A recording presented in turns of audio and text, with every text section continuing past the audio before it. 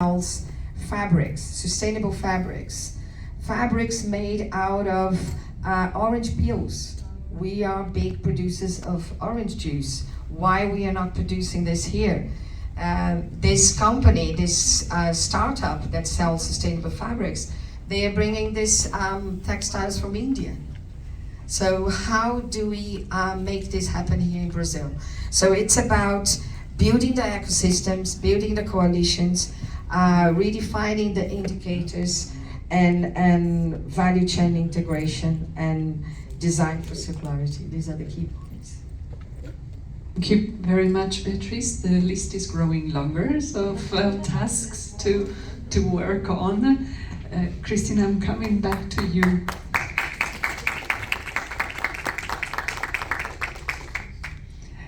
Maybe going one layer deeper in granularity, in getting to discover more your experience of having public finance instrument that support sustainable consumption and production, circular economy, where you have seen these have been successful, and if you also want to add to the list of areas or issues where you feel that this community should be working more to help you advance in your agendas.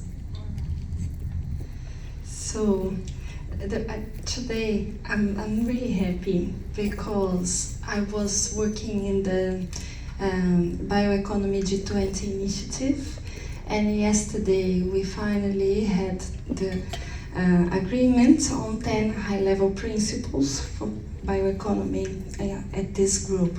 It was a journey that began last year at the G20, because the G20 was not leading with bioeconomy concepts. And after 1 year of discussions and many debates, the countries understood the importance of this as a trajectory, a path towards sustainable development.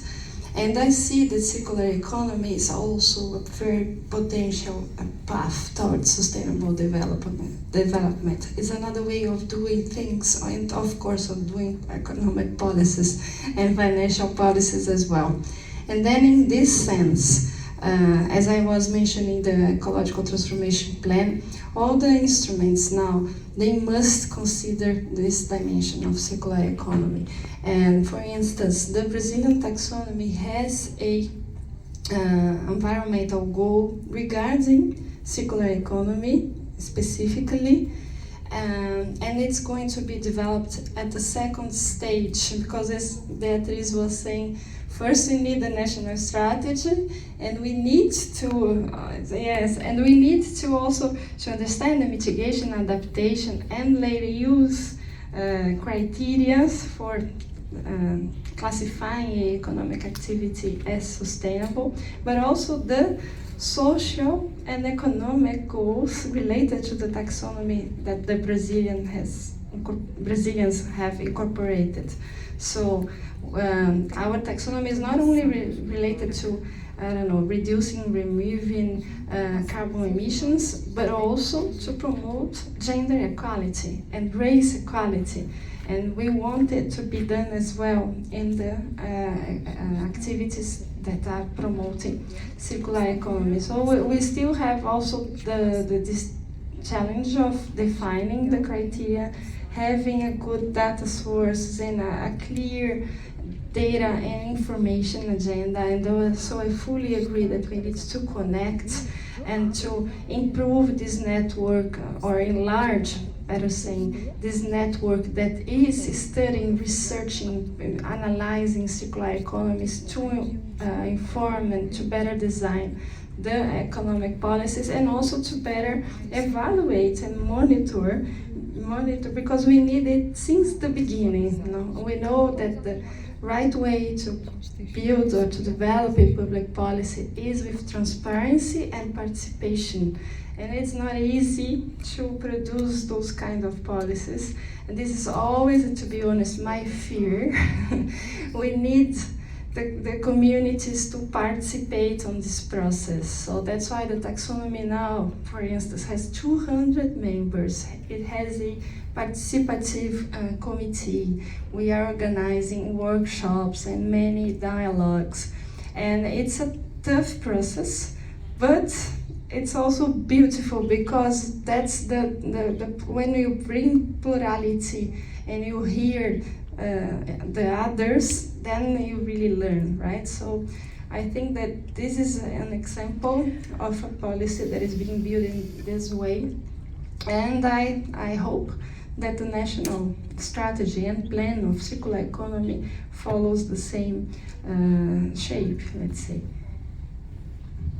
Thank you very much, Christina, for sharing this example, and I start alerting the participants that we may have few minutes towards the end of the session for questions, so please get ready. But in between, I'm going to give the floor to another of my colleagues, Joanna Pedro from the UNEP Finance Initiative, who is also going to come in with a little bit of perspective of the work of the UNEP Finance Initiative on just transition finance and specifically pathways for banking and insurance. Joanna, the floor is yours. Thank you. Thank you, Elisa, and thank you. It's so good to be in a panel. So UNEP FI, it's the financial initiative of UNEP, and we work with private financial institutions to try and bring together the sustainability agenda. So we do believe that this, as it was said so many times today already, we do believe that this is urgent and we need to all work together. So we need the private sector, we need the public sector. So this is also a way to work with the financial institutions in the private sector. And I actually work on social and human rights, and it's great to be in a panel where I don't need to explain why social and human rights is also relevant in the environmental agenda, and it's great to be in a conference where, in a forum that's from the start, the logic of it. So I'll do just a small presentation that will be based on a report that we did last year with the International Labour Organization. You have the QR code if you want, but just to say that this was co-worked together with private sector, banks and insurance, but also human rights associations, civil society associations, academia, with this idea of co-creating, of working together, and of getting solutions that we can do together. So on this report, we used the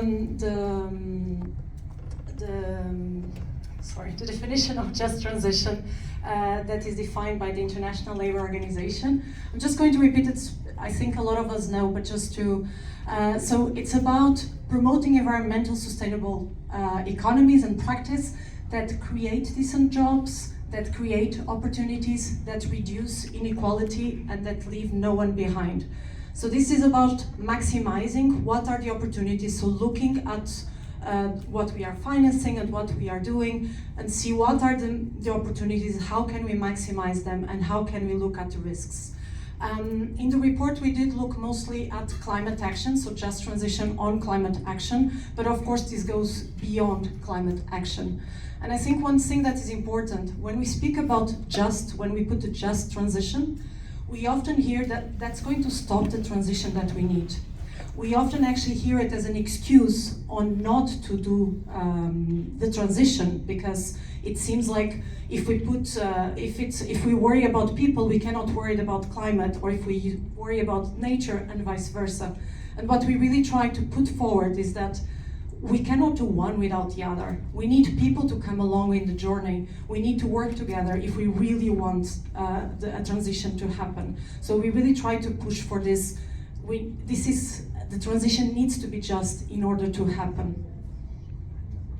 And just to say what I already mentioned, that we need all together in this transition. We need the public sector, the private sector, regulations, taxonomies, but also we need to be mindful that there will not be a silver bullet that will come and will have a solution for everything. So we need to take into consideration who is being affected, where are we working on, and what are the sectors that we are working on. And transitions will look different in sectors that are high emitting, or in sectors like solar that was mentioned here, or so each sector will have their own ways of working.